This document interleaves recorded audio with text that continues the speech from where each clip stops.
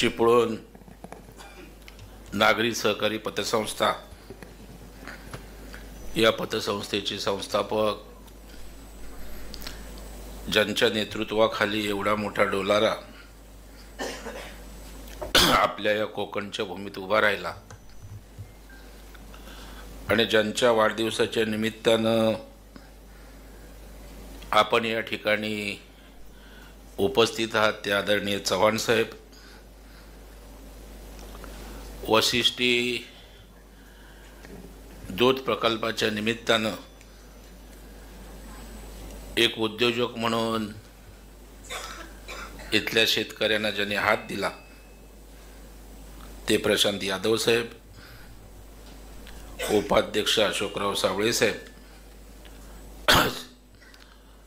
चव्हाण साहेबांच्या सुविद्य पत्नी आदरणीय स्मिताताई चव्हाण, सन्माननीय एस.बी. पाटील, ज्यांनी अत्यंत उत्तम अशा प्रकारचं सहकाराच्या बाबतीत मार्गदर्शन केलं, ते सहकारातील जिल्हा उपनिबंधक सोपान शिंदे साहेब,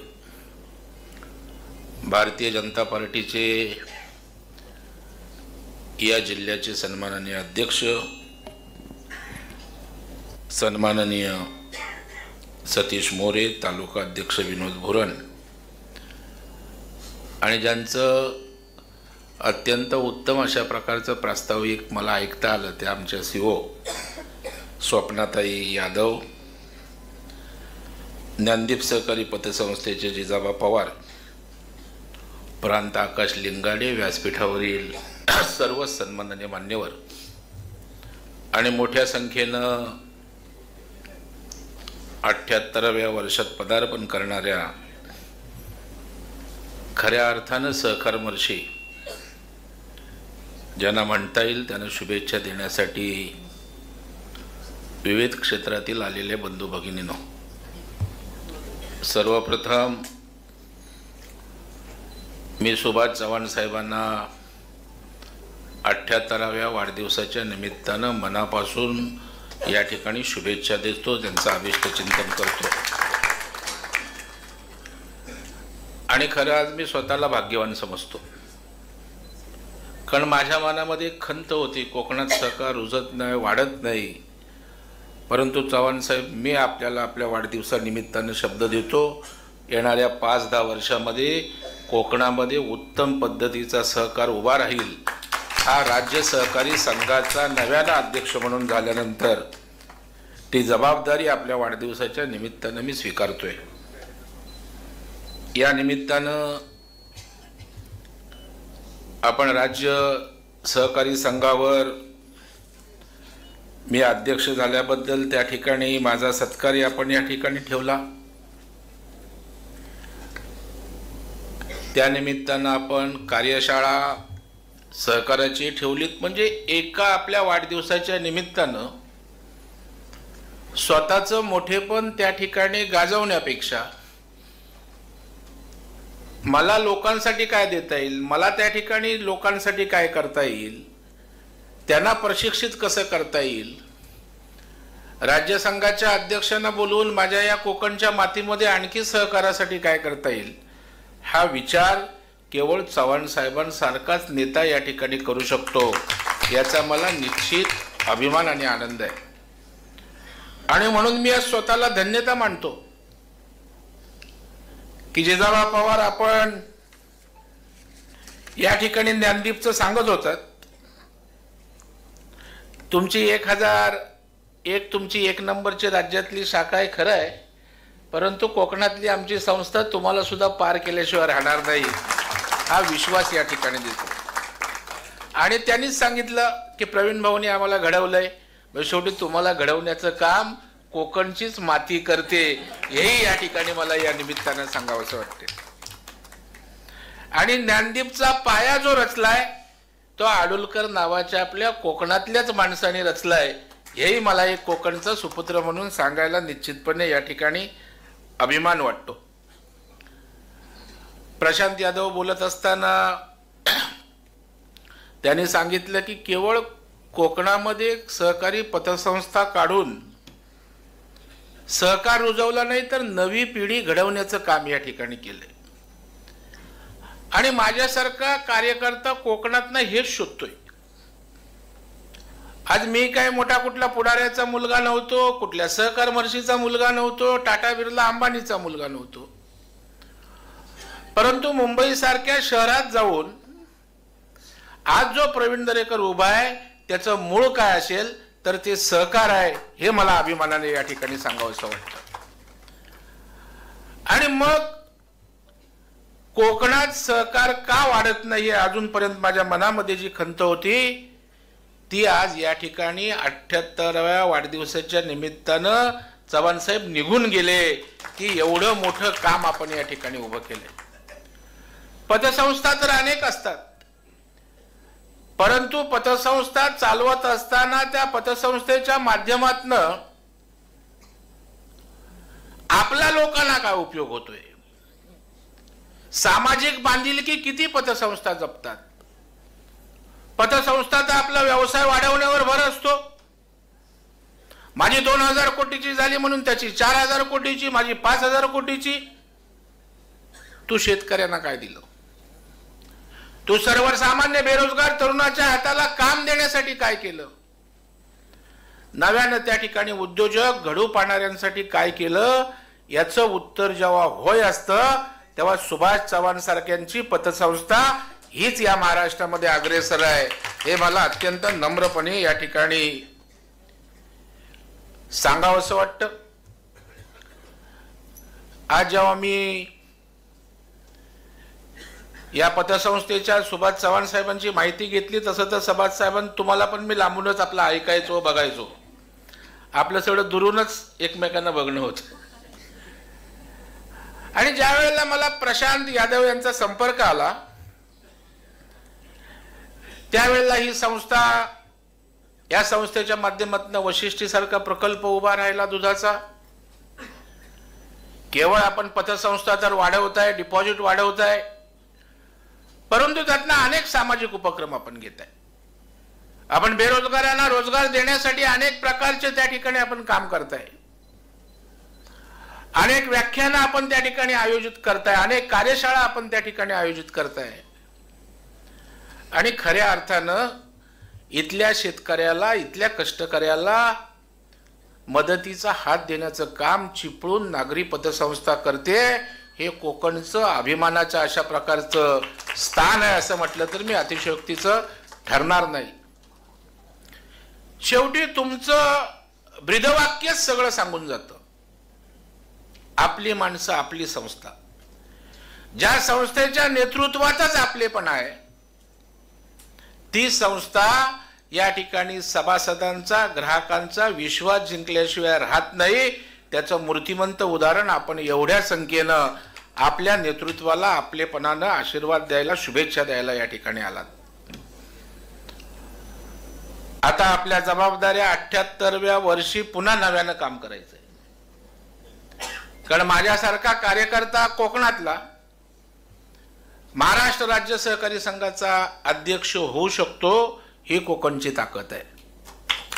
म्हणजे ज्या राज्य सहकारी संघाची स्थापना महात्मा गांधीजींनी बैठक घेऊन चव्हाण साहेब केली होती, वसंतदादा पाटील असतील, गुलाबराव पाटील असतील, अनेक मोठे नेते या राज्यातले सहकार्याचे याचे अध्यक्ष झाले। खरं म्हणजे माझी व्यस्तता, मला ते व्हायचंही नव्हतं, परंतु ज्या वेळेला राज्यातल्या सहकाराला ऊर्जितावस्था देण्याची आवश्यकता आहे असं वाटलं, आज राज्यातला सहकार खाली जातोय। ज्ञानदीप सारखी, शिवकृपा सारखी किंवा आमच्या चिपळूण सारख्या हाताच्या बोटावर मोजण्यासारख्या संस्था आहेत। अनेक अर्बन बँका आज बंद पडतायत, 50% अर्बन बँका आज त्या ठिकाणी डबगायला येतात, कधी बंद पडतील माहित नाही। आणि मग जे कधी काळी या राज्याचं वैभव सहकार होतं, तो सहकार जर रसातळाला खाली जात असताना दिसतंय, माझ्यासारखा कार्यकर्ता जबाबदारीपासून पळू शकत नाही, म्हणून मी राज्य संघाच्या अध्यक्षपदाची धुरा जाणीवपूर्वक या ठिकाणी हातात घेतली। आणि मी तर अत्यंत कल्पकतेनं काम करणारा माणूस आहे। मी जिथे जातो ती संस्था असो किंवा कुठलीही आस्थापना असो, मला लोकांसाठी काय वेगळं देता येईल हा विचार सातत्याने मी करत असतो.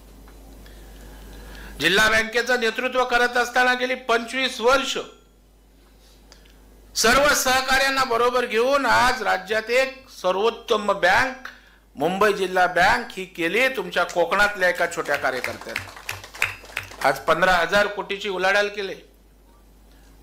परंतु केवळ बँकेची आर्थिक सुबत्ता आली नाही, तर त्याबरोबर मी या राज्यासाठी दिशादर्शक असं काम केलं. मुंबई जिल्हा बँक म्हणजे डिपॉझिट गोळा करा आणि कर्ज द्या एवढ्यापुरतं सीमित नाही मी ठेवलं. आज कोकण रेल्वे आपल्याकडे आली. चव्हाण साहेब 150 कोटी रुपये मुंबई जिल्हा बँकेनं कोकण रेल्वेला दिलेत. कॉटन फेडरेशनला त्या ठिकाणी आम्ही पैसे दिले. गिरणी कामगारांना मुंबईच्या त्या ठिकाणी घरं दिली. परंतु 10-12 लाख रुपये भरायला सुद्धा गिरणी कामगारांकडे नव्हते. आपल्या कोकणातली खूप मोठ्या प्रमाणावर कोल्हापूरची लोक आहेत, साताऱ्याची लोक आहेत. म्हणजे मुंबईत देशातल्या सगळ्या बँका आहेत, खाजगी बँका आहेत, नॅशनलाइज बँका आहेत. परंतु 10-12 लाखाचं कर्ज कुठलीही बँक देत नव्हती. याचं कारण तो गिरणी कामगार 60 वर्षाचा वर गेला होता. मग तो रिपेमेंट कसं करणार? म्हणजे व्यवसाय करायला या बँकांना त्या ठिकाणी सरकार लागतं. परंतु सरकारच्या योजनांना ताकद द्यायला आलं की हे लांब पडतात. मला सांगायला अभिमान वाटतं, या मुंबईच्या वैभवामध्ये ज्यांनी भर टाकली तो गिरणी कामगार आहे. आम्ही 7,000 गिरणी कामगारांना त्या ठिकाणी पैसे दिले आणि आज गिरणी कामगार त्या ठिकाणी राहिला. तुमची इच्छा असली पाहिजे. मी काय केले, काय जादू मोठी केली? त्यांना का देत नव्हतं? रिपेइंग कॅपॅसिटी नव्हती, त्यांना जामीनदार नव्हता. मी त्या ठिकाणी तेव्हा अजितदादा पवार उपमुख्यमंत्री होती, त्यांच्याकडे गेलो, बोललो तुम्ही घरं तर दिलेत, पण ते 10-12 लाख रुपये देणार कुठून? कारण ते 60 वर्षाच्या वर गेलेत, जामीनदार त्यांच्याकडे नाहीत. मी दादांना GR काढा बोललो आणि त्यांना तो फ्लॅट जे काही घर आहे ते भाड्याने द्यायला परवानगी द्या.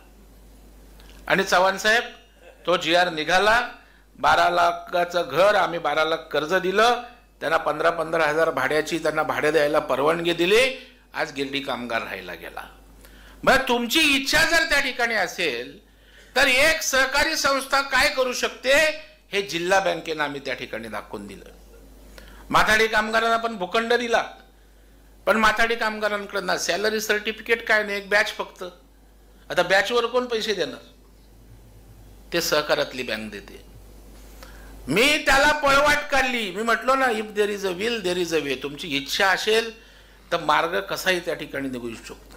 जसं की मी आता तुमच्यासाठी मी स्पेशल विमानाने रत्नागिरीला आलो, कारण मला चव्हाण साहेबांचा आशीर्वाद घ्यायचा होता, त्यांना शुभेच्छा द्यायच्या होत्या. आता नंतर मी कसा येणार? मी सकाळपर्यंत, परवा रात्र जागली. काल आमचं विसर्जन 4-5 वाजेपर्यंत होतं. महाडला 3 वाजता कार्यक्रम आहे. परंतु माझ्या मनात या ठिकाणी कोपऱ्यात होतं की एवढा माणूस हा झपाटून जर या ठिकाणी पतसंस्थेच्या माध्यमातून समाजासाठी करत असेल तर आपणही वेळ काढला पाहिजे, मार्ग काढला पाहिजे. आणि आज मी या ठिकाणी त्यांना शुभेच्छा द्यायला आलो. माथाडींची पतसंस्था आहे चव्हाण साहेब. मी त्या पतसंस्था आमची सभासद आहे, त्यांना बोलवून घेतलं. बोललो आम्ही तुमच्या संस्थेला कर्ज देतो, तुम्ही तोंड ओळखीवर देऊन टाका त्यांना पैसे, कारण तुम्ही तर त्यांना ओळखता, तुमचे मेंबर आहेत. मी 200-250 कोटी रुपये त्या माथाडींच्या संस्थेला दिले आणि त्यांनी सगळ्या माथाडींना त्या ठिकाणी पैसे दिले. 100% परतफेड झाली. माथाडींची घरं पण उभी राहिली. यासाठी तुमच्याकडे संस्था पाहिजेत. आता माझी संस्था एवढी झाली तेवढी झाली आणि माझा उपयोग जर शेतकऱ्याला झाला नाही, बेरोजगार तरुणांना झाला नाही, कष्टकऱ्याला झाला नाही, तर त्याचा उपयोग काय? आणि त्या जाणीवेतनं या ठिकाणी जर सहकारी संस्थांना काम केलं तर मला वाटतं महाराष्ट्राची अर्थव्यवस्था बदलण्याची क्षमता आणि ताकद या सहकारामध्ये त्या ठिकाणी आहे. आज आपण बघाल की कधीच देशाचं सहकार खातं नव्हतं, परंतु पंतप्रधान नरेंद्र मोदी साहेबांनी सहकार खातं निर्माण केलं देशात. सहकार पॉलिसी त्या ठिकाणी आणली. एवढं त्या ठिकाणी सहकाराला महत्व दिलं गेलं. आणि पंतप्रधानांनी सुद्धा आपल्या भाषणामध्ये त्या ठिकाणी सांगितलं की सहकार हे केवळ एक मॉडेल नाही आहे, तर सहकार हा संस्कार आहे आणि सहकारी एक जीवनशैली आहे. एवढं महत्त्व सहकाराला देशाच्या पंतप्रधानांनी त्या ठिकाणी दिलंय. आणि म्हणून सहकार हा जगला पाहिजे. मी आज काम करत असताना मी सहकार एक श्वास म्हणून बघतो. जिथे जाईन तिथे सहकारी संस्थेतना काय करता येईल, अडचणीतल्या सहकारी संस्थांना बाहेर कसं काढता येईल, हा सतत या ठिकाणी विचार करत असतो.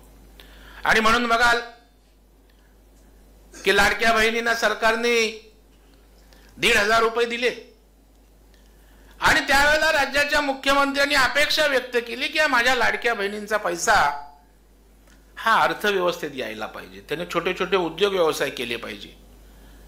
किती जिल्हा बँक आहेत राज्यात, किती अर्बन बँक आहेत, कुणी डोकं चालवलं नाही. मी बोललो ह्यांना आपण कर्ज देऊया. केवळ माझ्या जिल्हा बँकेने त्यांच्यासाठी 8-9% कर्ज योजना 8% आणली नाही, तर मी बोललो ह्यांना 0% व्याजदराने पैसे देऊया. सगळे अवाक झाले, अरे कसं काय 0% व्याजदराने देणार. तर राज्याची 4 महामंडळं आहेत. म्हणजे कल्पकतेने काम केलं की आपण काय करू शकतो यासाठी मी हे उदाहरण देतोय. MTDC ची स्वप्नाताई आई नावाची योजना आहे, आपण ही समजून घ्या ती योजना.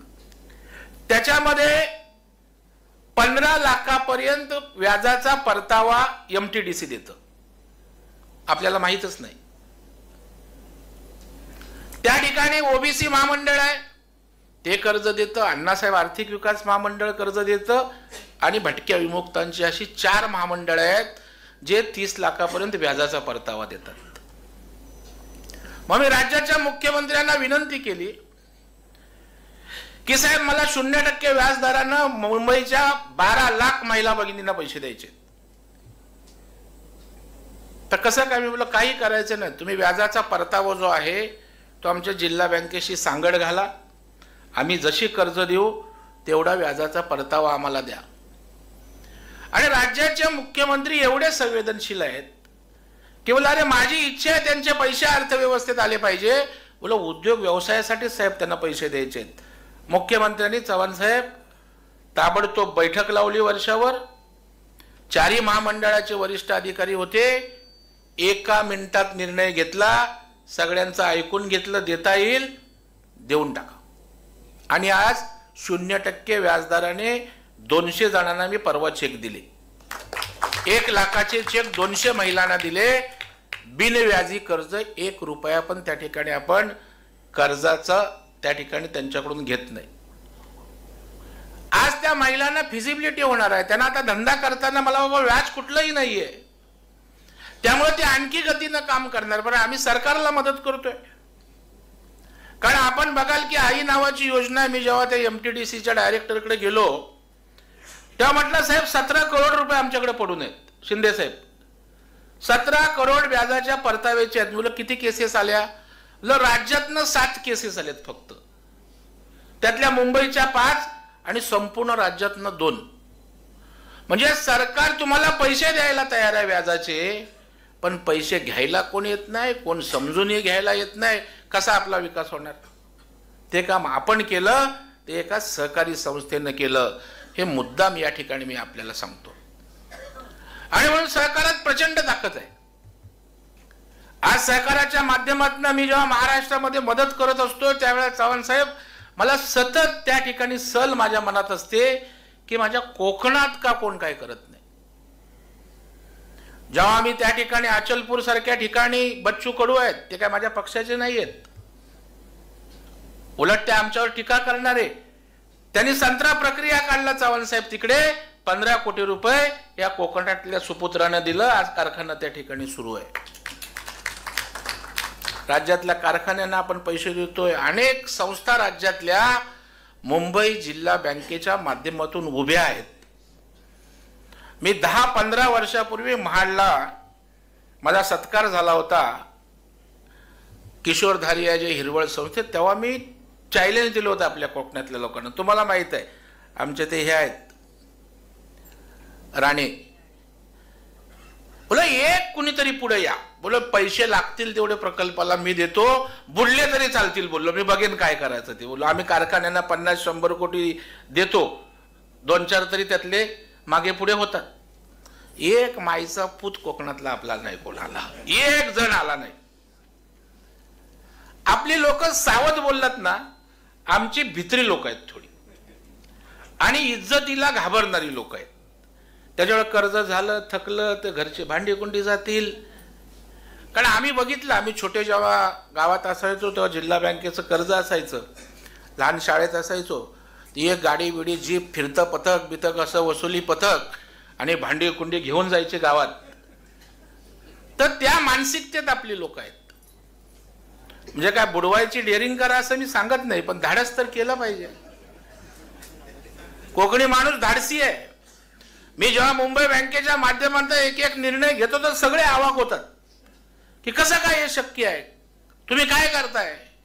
जेव्हा लाडक्या बहिणींची अकाउंट होती त्यावेळेस 1,500 रुपये 1,000 रुपये भरायला नव्हते. एकमेव आमची जिल्हा बँक आहे, बोलले 1ही रुपया घ्यायचा नाही, 0 पैसे घेऊन त्यांचे अकाउंट उघडू. आणि मुंबईत आम्ही 1 लाख अकाउंट 1ही रुपया चव्हाणसाहेब न घेता त्या ठिकाणी उघडलीत. फायदा त्याचा काय झाला, स्वार्थ परमार्थ स्वप्नातही आमचा पण फायदा झाला. 1 लाख लो कॉस्टची अकाउंट आली आणि दर महिना आमच्याकडे 12 कोटी रुपये 10-12 कोटी रुपये लो कॉस्टचे येतात. जेव्हा तुम्ही प्रामाणिकपणे एखाद्याच उद्देशाने सेवा करता तेव्हा मेवा द्यायला सुद्धा जनता जनार्दननी परमेश्वर आपल्याकडे असतो, याचा स्वानुभव मला स्वतः या ठिकाणी. आणि म्हणून आज या ठिकाणी चव्हाण साहेब खरोखर मी खूप या ठिकाणी आज आनंदी आहे, कारण तुमच्यासारखा माणूस माहीत तर होता पण काम करताय, पण एवढं मोठं योगदान आपण या ठिकाणी करताय याचा कोकणवासियांना निश्चित अभिमान आहे. काम करत असताना लोकांना महत्वाकांक्षा राजकीय असतात. कोणाला वाटतं आमदार व्हावं, कोणाला वाटतं खासदार व्हावं, परंतु तुम्ही राजकीय महत्वाकांक्षा न बाळगता तुम्ही सामाजिक भावनेतनं पछाडून जाऊन इथल्या लोकांसाठी काम केलं आणि हे काम चिरंतर टिकतं. एखाद्या आमदाराच्या अभिष्ट चिंतनाला वाढदिवसाला लोक बोलवा एवढी लोक येतात का बघा, मनापासून आले 3-4 तास. याचं कारण तुम्ही लोकांसाठी त्या ठिकाणी करताय आणि लोक केलेल्या कामाची जाणीव त्या ठिकाणी ठेवत असतात. आणि म्हणून आमदारकी खासदारकी पेक्षा या ठिकाणी लोकांच्या हृदयात तुमचं त्या ठिकाणी मान आहे, सन्मान आहे. हा खऱ्या अर्थानं आपल्या सगळ्यांचा अभिमानाच्या अशा प्रकारचा विषय आहे. आपण सहकार रत्न पुरस्कार आपल्याला मिळाला, आपल्याला सहकार महर्षी पुरस्कार मिळाला, आपल्याला पत्रकार संघाचे पुरस्कार त्या ठिकाणी मिळाले, अनेक प्रकारचे पुरस्कार सुद्धा आपण त्या ठिकाणी घेतले. सुशील कुमार शिंदे साहेबांच्या हस्ते पुरस्कार घेतलात, आपण आदरणीय पवार साहेबांच्या हस्ते आपण त्या ठिकाणी पुरस्कार घेतलात. आणि तुमच्या कामाचा सन्मान निश्चितपणे या ठिकाणी सर्व स्तरावरून त्या ठिकाणी झालेला आहे. माझी अपेक्षा आहे, वाढदिवसाच्या निमित्तानं चव्हाण साहेब आपल्याकडून माझी अपेक्षा आहे की या कोकणामध्ये सहकार वाढला पाहिजे. आपली संस्था तर वाढलीच पाहिजे, परंतु नव्या पिढीला या सहकाराच्या विषयी गोडी निर्माण झाली पाहिजे, ओढ निर्माण झाली पाहिजे, चांगल्या संस्था उभ्या राहिल्या पाहिजेत. आज काय कोकणचं आपलं सिंधुदुर्ग पासून घेतलं तर आपल्या पनवेल पर्यंत उठला आपला माणूस मुलगा की चाकरमानी व्हायला जातो मुंबई किंवा पुण्यात. जाऊन काय करणार, कुठे हॉस्पिटलला वाढवाय राहणार, कुठेतरी त्या ठिकाणी एखाद्या कॅन्टीनला राहणार, अगदीच मंत्रालयात शिपाई किंवा एखादा अधिकारी झाला तर. पण आमच्या या तरुणांनी आता विचार केला पाहिजे, मी आता शहरात जाणार नाही, मी माझा रोजगार माझ्या गावात निर्माण करणार, माझ्या तालुक्यात निर्माण करणार. हा विचार रुजवण्याची आवश्यकता आहे. आणि हे कधी होऊ शकतं, हे ज्या वेळेला आर्थिक पाठबळ देणाऱ्या संस्था जेव्हा चव्हाण साहेबांसारख्या आपल्या संस्था असतात तेव्हा हा विचार आपल्याला रुजवता येतो. आणि मी काय पोपटपंच भाषण करणारा नेता नाहीये, मी प्रत्येक गोष्टीत मॉडेल आणि कृती करणारा कार्यकर्ता आहे. आमच्याकडे पोलादपूरला दादा जाऊन बघा, आमच्याकडे एक चोरगे म्हणून गोविंद चोरगे आमच्या कांदिवलीला म्हाडा वसाहतीत राहायचे आणि त्यांनी मुंबई आमच्या पोलादपूरला येऊन बोरगर म्हणून गावात एक छोटी बिस्लरीची आपल्या पाण्याची एक फॅक्टरी उभी केली आणि मी त्यावेळेला तो गावाला येऊन सेटल होत होता तेव्हा मी राज्याचा विरोधी पक्षनेता होतो आणि मी दौऱ्यावर पोलादपूरला आलो होतो त्यावेळेला त्यांनी विनंती केली होती की भाऊ तुम्ही आलात की जरा माझ्या फॅक्टरीवर व्हिजिट करा। मी हे कशासाठी सांगतोय की केलं की काही होतं याच्यावर माझा पूर्ण विश्वास आहे आणि मी त्याच्या गावाला गेलो त्या फॅक्टरीच्या बाहेर गेलो तर ते क्रेट असतं ना ते बाटल्यांचं ते डोक्यावर घेतलं होतं स्वतःच भरत होता त्या जीपमध्ये म्हणजे मालक आणि छोटीशी फॅक्टरी एका गाड्यात त्यांनी 1-2 गाड्यात केली होती पण त्याचे कष्ट मला त्या ठिकाणी दिसले की हा माणूस स्वतः त्या ठिकाणी मेहनत घेतो याला ताकद देण्याची आवश्यकता आहे ज्याच्या रक्तात असतं ना दुसऱ्याला उभं करायचं। मी त्याला बोललो तू वाढवत का नाही धंदा तो बोलतो हो पैसे कुठे मी मुंबईचा रूम होता म्हाडात तो विकला जे काय पैसे मिळाले 90 लाख रुपये त्याच्यात जेवढं जमेल तेवढं केलं। मी त्याला मुंबई बँकेत ये बोललो मुंबई बँकेत बोलवलं आणि त्याला 2 कोटी रुपये पाहिजे होते तर मी अधिकाऱ्यांकडे पाठवला तर अधिकारी म्हणजे लवकर काम न करणारे ते अधिकारी त्यांनी सांगितलं मॉर्गेज काय तुझ्याकडे 2 कोटीचं कर्ज द्यायचं कशाच्या आधारे तुला द्यायचं तर त्यांनी सांगितलं नाही माझ्याकडे काहीच नाही द्यायला। तो निराश होऊन माझ्या केबिनला आला चेअरमनच्या तुला काळजी करू नको बोललो। मी त्या अधिकाऱ्यांना बोलवलं म्हणजे माझं मोठेपण सांगण्यासाठी नाही तुमच्या हितून असलं पाहिजे। माझ्या बंगल्याची कागदपत्र मी ओरिजिनल त्या ठिकाणी दिली बोले ह्याला 2 कोटी रुपये देऊन टाका आणि जाऊन आज बघा त्याचा कारखाना उत्तम पद्धतीनं पोलादपूरला त्या ठिकाणी पाण्याच्या कंपनी बाटल्यांचा मोठा व्यवसाय तो करतोय। 1ही रुपया थकला नाही कोकणातला माणूस कधीच पैसे थकवत नाही। हे उदाहरण एवढ्यासाठी सांगितलं की तो मुंबईत येऊन गावात व्यवसाय करू शकतो आमचे कोकणचे तरुण हे कधी करणार। आणि आज मी आश्वस्त करतो की मी जर महाराष्ट्रातल्या प्रकल्पांसाठी त्या ठिकाणी पैसे देत असेल कोकणातले जेवढे तरुण म्हणून प्रकल्पासाठी पुढे येतील सहकारी तत्वावर विशेषतः लागेल ते पैसे त्या ठिकाणी माझ्या बँकेच्या माध्यमातून आपण चव्हाण साहेब आपण कन्सोर्शियम करू।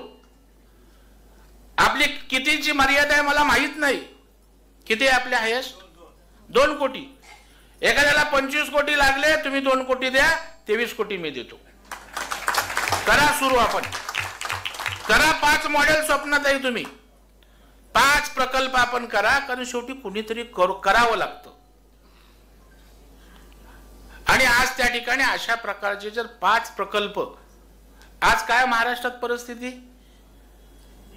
आज त्या ठिकाणी शेतकरी आज पश्चिम महाराष्ट्रात गेलं तर 4-4 5-5 पिकं घेतात आपल्याकडे काय परिस्थिती आहे आपण एकच पीक घेतो।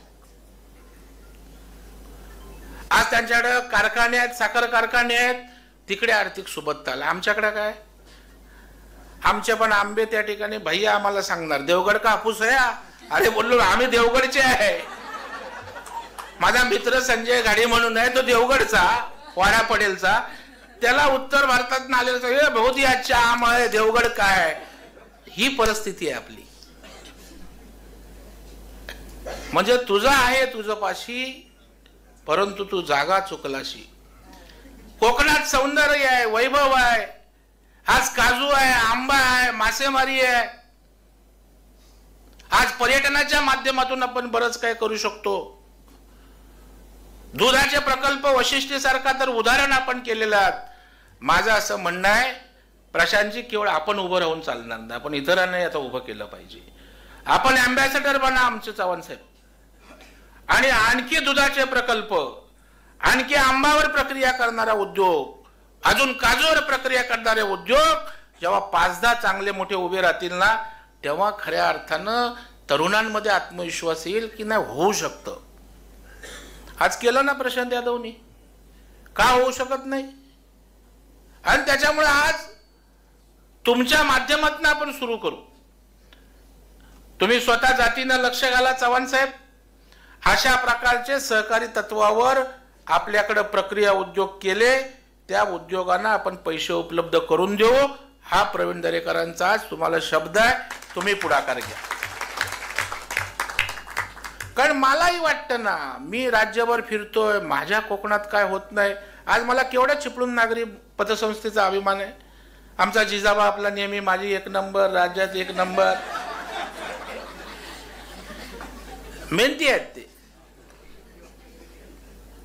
परंतु जिजाबा तुमच्या 32 वर्षाची त्यांची कारकीर्द आहे आणि तुमच्याकडे 47 वर्षाची कारकीर्द आहे आणि तुमच्या 50% आलेत ते. त्याच्यामुळे मला वाटतं कोकणात ही प्रचंड पोटेन्शियल आहे. आपल्याकडे प्रचंड स्कोप आहे आणि सुदैवानं पैशाची अजिबात अडचण नाही. हे बघा, जेव्हा आपण प्रामाणिकपणे एखादं पाऊल टाकतो ना, आपोआप सगळ्या गोष्टी जमून येतात. मी मुंबईमध्ये सेल्फ डेव्हलपमेंट आणलं की नो बिल्डर. कारण मी सगळ्या गोष्टी कल्पकतेनं करतो. बरोबर, बिल्डरकडे लोक का जातात? तर बिल्डर पैसे लावतो आणि परवानग्या बिल्डर आणतो. काय अंडर टेबल वगैरे द्यावं लागतं ते सगळं करतो. मग बोल, या 2 गोष्टी जर आपण त्यांना पुरवल्या तर कशाला त्या ठिकाणी बिल्डरकडे लोक जातील? अरे, हाऊसिंग सोसायटी आमच्या मेंबर आहेत, नसल्या तर मेंबर करू, त्यांना आपण जिल्हा बँक म्हणून पैसे देऊ. एक निर्णय आमचा झाला आणि नंतर देवेंद्रजींना भेटलो. अर्थात मी एवढं सगळं धाडस जे करतो ते केवळ देवेंद्र फडणवीस नावाच्या माणसामुळेच करतो. कारण त्यांना एखाद्या चांगलं गोष्ट सांगितली की दुसऱ्या क्षणाला त्याला सहकार्य करणारा हा नेता आहे, मुख्यमंत्री आहेत. मी बोललो, साहेब तुम्ही परमिशनचं करा. तर बोला, अरे बिल्डर सगळ्या यंत्रणा त्यांच्याकडे, साहेब माझ्यावर सोडा बोललो तुम्ही. आणि देवेंद्रजीने आम्ही 18 मागण्या केल्या होत्या, त्याच्यापैकी 16 मागण्या त्यांनी मान्य केल्या. 1 विंडो खिडकी केलं. सगळ्या परवानग्या डेव्हलपमेंटच्या पटापट आम्ही पैसे त्या ठिकाणी दिले. आज मुंबईमध्ये 1600 हाऊसिंग सोसायटी आमच्याकडे आल्या आहेत. 48 जणांना कर्ज दिलं.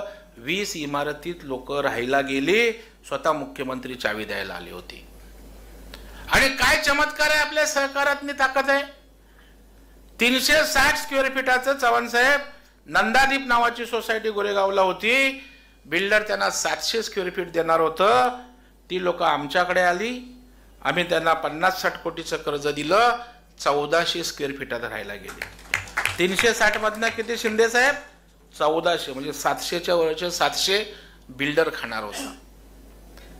मग जर एवढा सर्वसामान्य माणसाला उपयोग होत असेल तर सहकारात केवढी ताकद आहे. फक्त हे नीट ऑर्गनाइज होण्याची आवश्यकता आहे. आज कोकणामध्ये सुद्धा मी प्रयोग करणार आहे. काही मुलं मुलींना भेटून त्यांना या प्रक्रियेत आणणार आहोत. अगदी मार्केटिंगची चेन पण आपण त्यांना उभी त्या ठिकाणी करणार आहोत. अरे, आज कोकणात आपला एवढा आंबा आहे, आपण स्वतःचा नाही का ब्रँड करू शकत कोकणचा? जागतिक पातळीवर त्या ठिकाणी आंब्याला मागणी आहे. काजूचा केवढा रेट त्या ठिकाणी आहे. आज मच्छीमारी केवढी आपण एक्सपोर्ट करतो. हे जर नीट मोठ्या प्रमाणावर केलं ना तर अख्खं राज्य चालवण्याची क्षमता कोकणच्या अर्थव्यवस्थेमध्ये, एवढं कोकण आपण देऊ शकतो. टुरिझम आपल्याकडे आहे, त्याच्यामुळे कोकणात सगळं आहे. परंतु कोकणात आमची मानसिकता अजून धाडस करण्याची नाही. आणि म्हणून माझी आज आपल्या सगळ्यांना विनंती आहे, या कार्यक्रमाच्या निमित्तानं, चव्हाण साहेबांच्या वाढदिवसाच्या निमित्तानं माझं कोकणवासियांना आव्हान आहे की तुम्हाला देणारे आम्ही सगळे लोक आहोत. तुमच्या अडचणीतनं बाहेर काढायला आम्ही लोक आहोत. फक्त धाडसानं पुढे या, एवढं माझं कोकणच्या तरुणांना तरुणींना त्या ठिकाणी आव्हान असणार आहे. आणि चिपळूण नागरीसारखी पतसंस्था तर या ठिकाणी आपल्या सोबत आहे. मी या ठिकाणी चव्हाण साहेबांना आई जगदंबा उदंड आयुष्य देव. आज राज्य सहकारी संघाचा अध्यक्ष झालो, म्हणजे काय झालं ते आपल्या कोकणातल्या बऱ्याच लोकांना माहीत नसेल, कारण आम्ही त्या गावालाच गेलो नाही. परंतु सहकारात काम करणाऱ्या कार्यकर्त्यांना निश्चितपणे महाराष्ट्र राज्य सहकारी संघ हा राज्याचं सहकार शिक्षण प्रशिक्षण देणारा संघ आहे आणि एक वैभवशाली परंपरा आहे. पुण्यात मोठी 2 इमारती आहेत, प्रत्येक जिल्ह्यात ट्रेनिंग सेंटर आहे. जिल्हा सहकारी बोर्ड प्रत्येक जिल्ह्यात आहे. ह्या जिल्हा बोर्डांची खरी जबाबदारी असते. रत्नागिरी असेल, सिंधुदुर्ग असेल, रायगड असेल, त्यांनी हा विषय खाली नेला पाहिजे. आज या ठिकाणी मी आपल्याला आश्वस्त करतो प्रशांतजी की कोकणचं विभागीय प्रशिक्षण केंद्र आपण चिपळूणात तुमच्या इथे आपण स्थापन करू. तशाचा निर्णय आपण त्या ठिकाणी घेऊ. तुम्हाला जी मशिनरी लागेल, जी यंत्रणा लागेल ती आम्ही त्या ठिकाणी पुरवू. शिंदे साहेब, आपण याच्यामध्ये लक्ष घाला. आमच्या कोकणसाठी राज्य संघाचा अध्यक्ष झाल्यावर पहिलं विभागीय प्रशिक्षण केंद्र आपल्या या सहकार भवन किंवा चिपळूणच्या या भूमीमध्ये आपण त्या ठिकाणी सुरू करू. कारण समजलं पाहिजे ना सहकारी संस्था कशी करायची. केली तर काय सर्टिफिकेट घेऊन काय वरती टीव्हीवर लावायचं का? ती चालवली पाहिजे कशी, चालवली तर वाढवली पाहिजे कशी, आणि मग वाढली तर त्याचा सर्वसामान्य लोकांना उपयोग काय. या सगळ्या गोष्टीचं शिक्षण प्रशिक्षणाची आवश्यकता आहे. आणि निश्चितपणे मी आता महाडचा कार्यक्रम पुण्यालाच जाणार ना. उद्या आमची संचालक मंडळाची बैठक आहे. त्याच्यामुळे हे विभागीय प्रशिक्षण केंद्राचं आपण डिझाईन करू. कोकणच्या धर्तीवर आधारित आपल्याला इथे काय प्रशिक्षण देता येईल. इथे काय साखर कारखान्याचं प्रशिक्षण देऊन कोकणात उपयोग नाहीये. मग या मातीची गरज काय आहे ती ओळखून तशा प्रकारचा सिलेबस पण आपण डिझाईन करू. शिंदे साहेब, आपण या कामी पुढाकार घ्या. भारतीय जनता पार्टीचे आमचे सतीश मोरेला जिल्हाध्यक्ष, आपले लोक पण आणा सहकारात. नाही प्रवीण भाऊ एकटाच आपला नको व्हायला. तुम्हाला लागेल ती संस्था नोंदणी करण्यापासून ताकद देण्याचं काम निश्चितपणे या ठिकाणी आपण करू. आज राज्य संघाच्या माध्यमातून निश्चितपणे आज महाराष्ट्रातील सहकार चळवळीला ऊर्जितावस्था आणण्याचा प्रयत्न मी करणार आहे. कारण मला आठवतं 1-2 महिन्यापूर्वी पुण्यामध्ये मुख्यमंत्री आणि आदरणीय शरद पवार साहेब एका कार्यक्रमात होते आणि तेव्हा पवार साहेबांनी खंत व्यक्त केली की आज सहकार चळवळ अडचणीत आहे, त्याला ऊर्जितावस्था आणण्याची आवश्यक आहे. एखादी कमिटी त्या ठिकाणी नेमून या सगळ्या गोष्टीचा आढावा घेऊन ताकद देण्याची आवश्यकता या ठिकाणी आहे. आणि त्याच्यामुळे तशा प्रकारचा एक सर्वकष अशा प्रकारचा अभ्यास करून राज्यातल्या सहकार चळवळीसाठी सरकारने काय केलं पाहिजे हे सुद्धा निश्चितपणे राज्यव्यापी दौरा करून सरकारला त्या ठिकाणी अहवाल आपण सादर करणार आहोत. माणसाचं मोठेपण काय असतं बघा, म्हणजे वाढदिवसाची होर्डिंग्स लावा, जाहिराती द्या, सत्कार करून घ्या, आणि हा माणूस बोलतो सहकाराला प्रशिक्षण द्या. हा फरक माणसामधला आहे. आणि जो एखादा विषय मनापासून करतो तोच नेता अशा प्रकारचं काम या ठिकाणी करू शकतो. आणि म्हणून मी या ठिकाणी चव्हाण साहेबांना अंतःकरणापासून शुभेच्छा देतो. चव्हाण साहेब, आपल्या माध्यमातनं कोकणामध्ये थोडा वेळ आपण द्या. प्रकृती पण आपण व्यवस्थित आहे, देव आणखी ठणठणीत ठेवो. कारण शेवटी तुमच्या अनुभवाचा, तुमच्या कार्यपद्धतीचा उपयोग लोकांना होण्याची आवश्यकता आहे. कारण मी चव्हाण साहेब एक क्षत्रिय मराठा पतपेढी आहे. 100 वर्ष होतील आता. अंधेरीला एकाच ब्रांचमध्ये 100 वर्ष आहे, 96 वर्ष झाली. आता बंद झाली ती पतपेढी. मग माझ्याकडे आले ती लोक, बोलले 96 वर्ष. जायचे, बेल मारायचे, चहा प्यायचे, बस संपला. काय नाही वाढवायची कशी. मी लक्ष घातलं. आता ती मी पतपेढी पोलादपूरला आपण ब्रांच केली, घाटकोपरला केली, आता मी महाडला त्याची ब्रांच उघडायला जातोय. म्हणजे जोपर्यंत नेतृत्व त्या ठिकाणी बारकाईनं त्या ठिकाणी बघणार नसेल ना, तर संस्था काढणं सोपी असते. नोंदणी प्रमाणपत्र घेतलं, संस्था काढली, तिचं बाळण पण खूप मोठं असतं.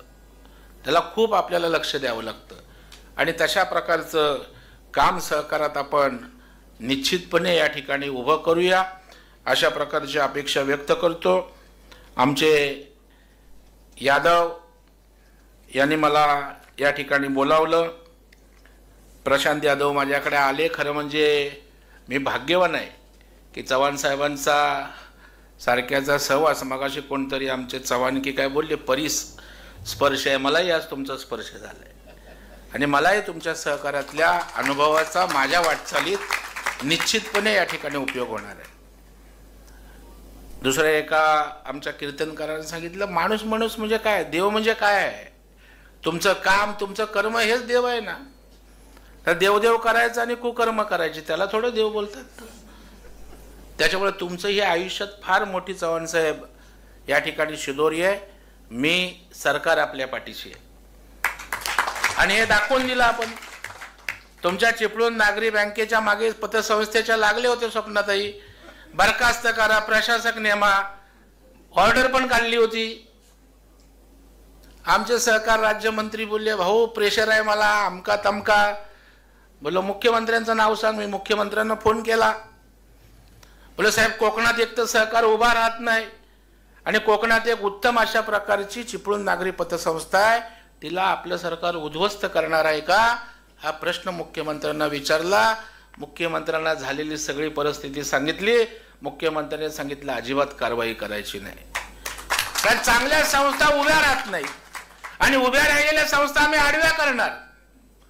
कुठलीही मनोवृत्ती, मग कुठल्याही राजकीय पक्षाचे कोणी असो, सहकारामध्ये त्या ठिकाणी आपण राजकीय भूमिका न घेता सहकारात काम केलं पाहिजे. आणि आपल्या कोकणातल्या माणसांचा थोडा स्वभाव आहे एकमेकांचे पाय खेचायचे. मला एक किस्सा आठवतोय जिजाबा. आमचे रघुवीर सामंत होते, शेवटचा मुद्दा सांगून संपवतो भाषण. ते नेहमी आम्हाला सांगायचं कोकणाच्या विषयी. ते बोलले एकदा एक परदेशातलं शिष्टमंडळ आलं होतं आणि ते कोकणात गेलं. सगळं प्रगती, एकमेकांना मदत करणं असं होतं. तर आपल्या कुठल्या तरी एका गावात गेले, तर तेव्हा आपले खेकडे असतात ना, तेव्हा कुणीतरी ते काढून आणलेले दादा, आणि ते आपल्या हंड्यात किंवा कळशीत ठेवतो आपण, माहीत आहे ना, आणि वरती झाकण नव्हतं. तो तरी ऐसा कैसे बाहर निकल जाएगा ना. तो बोलता नहीं निकलेगा क्योंकि एक दूसरे का पैर खिंचता है इधर. तसं आपल्यात शेजाऱ्याची नवीन गाडी आली की बोलणार यांनी काहीतरी केलं असेल लफडा. अरे करू दे ना, आपला माणूस आहे ना.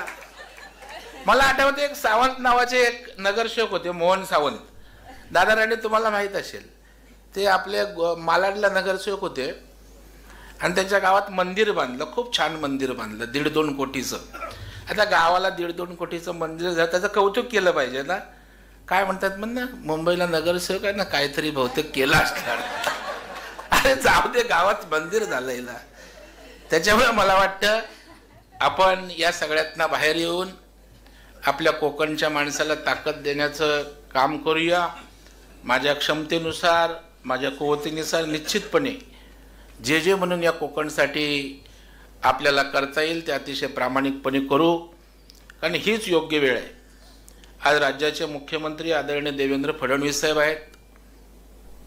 आमच्या प्रदेशाचे अध्यक्ष भाजपचे पक्षाचे तेही आपल्या कोकणचे आहेत, नितेश राणे आहेत. त्याच्यामुळे आज सगळीकडे आपली लोक आहेत. आणि सगळ्यात महत्त्वाचं म्हणजे राज्याचे मुख्यमंत्री मी सांगितल्यावर चांगल्या कामाला कधीच नाही बोलत नाहीत. त्या ताकदीवर आणि हिमतीवरच आज तुम्हा सगळ्यांना आवाहन करतो की आपली लोक मुंबईला, पुण्याला जाऊन चाकरी करण्यापेक्षा 4 नोकरी देणारे आपण निर्माण करूया, तरच त्यांचा वाढदिवस खऱ्या अर्थानं साजरा होईल. आणि तो शब्द आज आपण त्यांना या ठिकाणी देऊया. प्रशांत, आपण पण त्या ठिकाणी आणखी प्रकल्प कसे उभे राहतील, पहिलं तुमच्यासारखा माझ्या म्हाडला एक प्रोजेक्ट करून द्या, आपण त्या ठिकाणी मी पैसे देईन, मला ते व्यवस्थित उभं करून द्या. आणि डेअरिंग करायचे. आपण डेअरिंगवरच इथपर्यंत आलो. मी मुंबईत गेलो, माझं राहायला घर नव्हतं, मी मामाच्या गॅलरीत झोपायचो, परंतु डेअरिंग माझ्यात खूप आहे. आणि एकदा चांगल्या उद्देशानं चांगलं धाडस केलं तर आपल्याला अपयश कधीच येत नाही, यावर माझा पूर्ण विश्वास आहे. मला आज खूप आनंद होतोय की आज ह्या मंडळींचा सहवास त्या ठिकाणी एका कारणानिमित्त झाला, परंतु एवढी जवळीक आल्यानंतर निश्चित कोकणच्या सहकारामध्ये चिपळूण नागरी आणि चव्हाण साहेबांचं भविष्यात मोठं योगदान राहील. त्यांना मी त्यासाठी त्यांच्या मागे लागेन आणि त्यांना जी मागे ताकद लागेल ती मी आणि सरकार सारी देऊ, अशा प्रकारचा विश्वास या ठिकाणी व्यक्त करतो. त्यांना मनापासून शुभेच्छा देतो. मला या ठिकाणी बोलावलं, सन्मानित केलं, आपल्यासमोर बोलण्याची या ठिकाणी संधी दिलीत, त्याबद्दलही आपले आभार व्यक्त करतो.